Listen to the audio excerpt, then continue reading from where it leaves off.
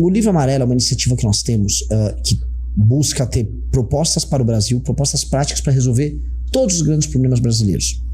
E a gente trouxe um time de pesquisadores ao redor do Brasil, estudantes das melhores faculdades, pessoas que gostam da gente, que foram trabalhar nisso de graça.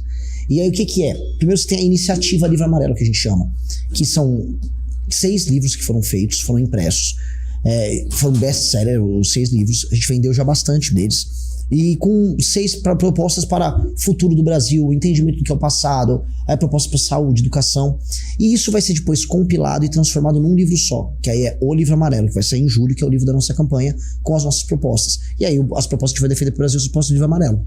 Muito legal. Isso é bem legal, porque assim, o que a gente fez? A gente não ficou focando, isso aqui é uma proposta de direita para não sei o quê, para segurança. Eu vou dar um exemplo. A China não é um país de direita, definitivamente. A China, ela tem políticas muito interessantes de combate ao crime. Então, eu vou ou não vou usar só porque é chinês a proposta? Agora, um país que você pode colocar, vamos dizer, mais à direita hoje, a Argentina, né? O Milei é um governante de direita. Ele vem fazendo um corte de gastos públicos muito legal. Eu vou chamar, vou olhar e falar, o que tem de legal ali? Vou trazer as propostas dele. Eu não vou me importar muito se a proposta é de um país assim ou assado. Eu vou ver se ela funciona e se adapta ao Brasil. Se adaptou, eu vou usar. E eu acho muito interessante isso que você falou, né? Que é uma coisa que vem me chamando a atenção. Todo debate, toda conversa política, parece que não aparece proposta. Só aparece ataque, né? Só aparece essas outras coisas. E sentindo assim, nesse âmbito, você sente que os jovens, eles estão mais interessados nessas propostas?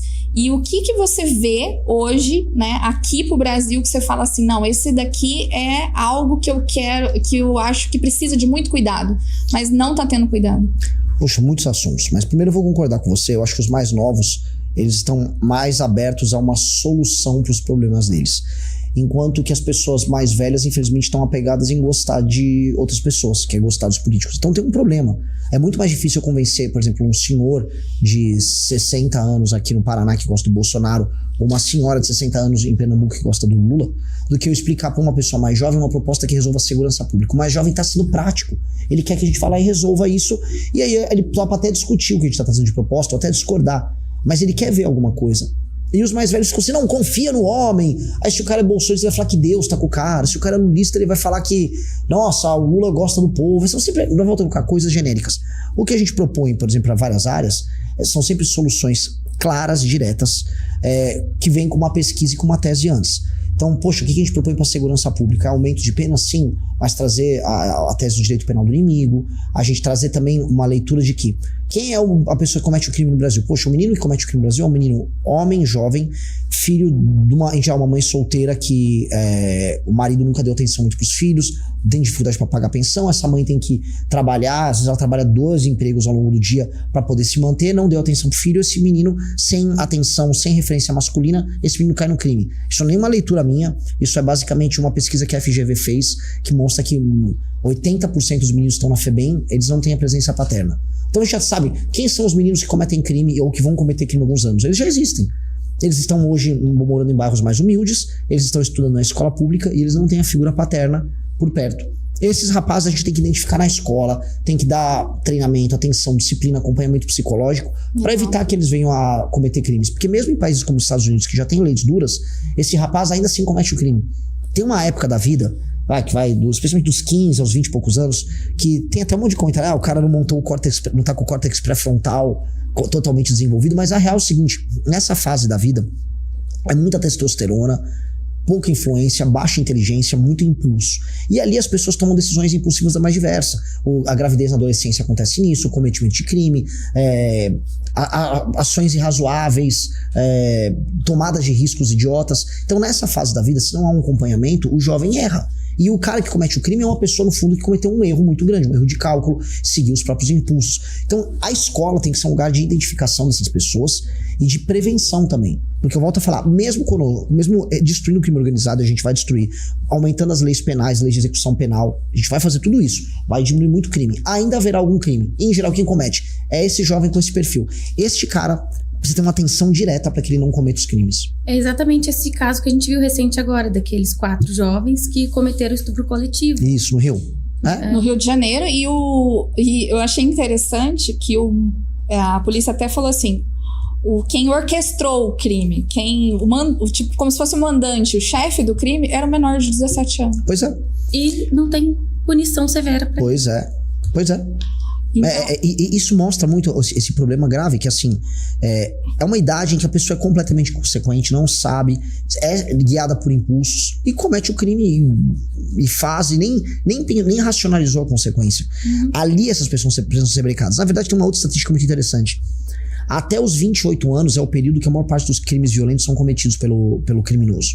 O criminoso com mais de 30 anos, ele dá uma acalmada. E depois dos 40 ele acalma muito, né? Então, se a gente impede essa pessoa de, nesse período mais crítico, cometer os crimes, depois ele vai se adequando.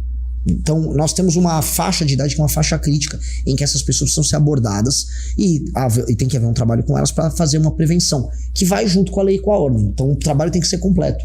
Principalmente, acredito que a base, né? A base ali na escola é muito importante para isso. Existiu aqui em Maringá, na região, teve uma professora que ela queria colocar em prática um livro justamente sobre abuso infantil. Ela queria dar palestra nas escolas, só que ela foi barrada porque o poder público ficou com medo do que poderia acontecer se essas crianças começassem a denunciar. Eles não teriam cadeia para todo mundo. Essa foi a fala que teve. Então isso é triste, acontece. E daí a gente também estava comentando sobre planejar, né? Planejamento, fazer plano de governo. Eu comentei hoje cedo, né, que eu fui candidata a prefeita em Sarandi em 2024. Eu montei meu plano de governo, passo a passo, conversei com pessoas que sabiam de cada área, a gente foi montando junto. Só que quando eu ia na rua, ia tentar falar, muitas pessoas não estavam interessadas. E sabe o que acontecia também? Outros candidatos vinham e falavam coisas absurdas que eram impossíveis de serem feitas, e eu com a sinceridade, e outras pessoas trazendo mentiras, e as pessoas caíam. Muito fácil. Isso que é muito fácil. É demais. Só um exemplo. Um candidato a prefeito falava, não, que eu vou construir 4 hospitais aqui. Isso não existe. Não tem nem condições para isso na cidade como Sarandi. E as pessoas acreditavam, falavam, não, eu vou votar nele porque ele vai trazer 4 hospitais. E assim, isso tem que acabar. Sabe? Essa enganação, essa falta de informação. Isso é uma política que começa dentro das escolas. Sim. Assim, esse problema do encanto com o político e o político que cria as propostas mirabolantes começa pela seguinte coisa: em geral, não é nenhum político que cria a proposta. A maior parte dos candidatos no Brasil, pro poder executivo, vai para prefeito, governador, presidente, quem monta as propostas para eles são marqueteiros. Então, o marqueteiro estuda o que o público quer ouvir, inventa umas propostas e joga. E a maior parte dos candidatos a presidente são isso, basicamente. Vem um marqueteiro e fala: olha, o povo quer tal coisa, aí ele joga alguma coisa ali e põe no ar e a pessoa fica, né, legal, temos uma proposta, que é um estudo de marketing. Então os caras entenderam, olha, eu vou te falar qual foi o caso do cara, não conheço o cara, não sei o nome dele, mas é óbvio que foi isso aqui. Eles puxaram uma pesquisa, maiores preocupações da população de Sarandi. Saúde tá em primeiro, perfeito. Então, não vamos fazer já que estão muito preocupados com saúde, vamos fazer 4 hospitais. Olha, eu gosto tanto desse tema, eu vou resolver tanto isso que eu vou fazer logo 4. Aí as pessoas, ele vai fazer 4. Eu tô tão preocupado com isso que ele vai fazer, realmente não vai ter problema de saúde. Então é assim que eles criam, é absolutamente idiota.